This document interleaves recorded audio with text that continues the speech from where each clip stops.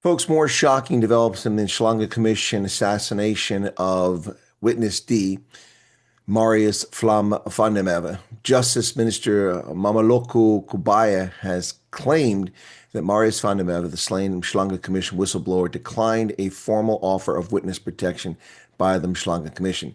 Mere hours after I announced this and asked where is the protection for witnesses, she claims he refused it. His refusal, Kabaya said, was based on confidence in his own security company and his belief that he did not need state protection. Kabaya said the commission's head of security had confirmed that van der Merwe refused all protective measures. Folks, given his conversations this past week with Youssef Aberji, the security expert in South Africa, on Wednesday, and then just hours before he was assassinated, that seems a little hard to believe unless he had no confidence in law enforcement. Kabaya urged the public and press to recognize the gravity of this situation.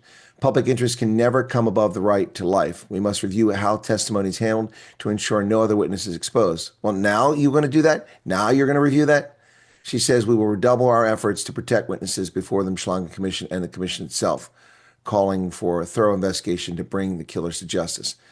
I cannot believe, it doesn't matter whether he refused or not, you can take him into protective custody whether he liked it or not. He was offered protection, which he declined, she told journalists in a briefing today. He didn't think he needed it, and he runs his own security company. Well, okay, I guess that's smart. Now, folks, the hazard to whistleblowers and witnesses is shockingly bad. We know what happened to Babito Deokaran and others.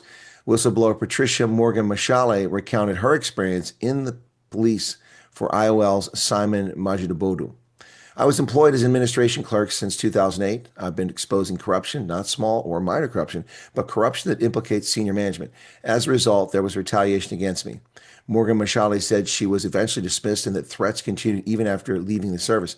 After being dismissed, it didn't end there. I was dismissed again in 2022. I kept getting information from police officers who were too afraid to come forward themselves, and they passed it to me. There were direct threats to my life in November of 2022 as a result. She said her reports to authorities went unanswered. I reported this to all local enforcement, to the office, the president, to the minister, to everyone, but no one acted.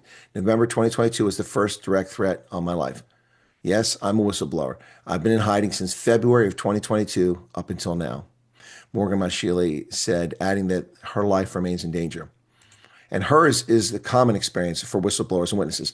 The credibility of the minister saying that he refused protection seems doubtful.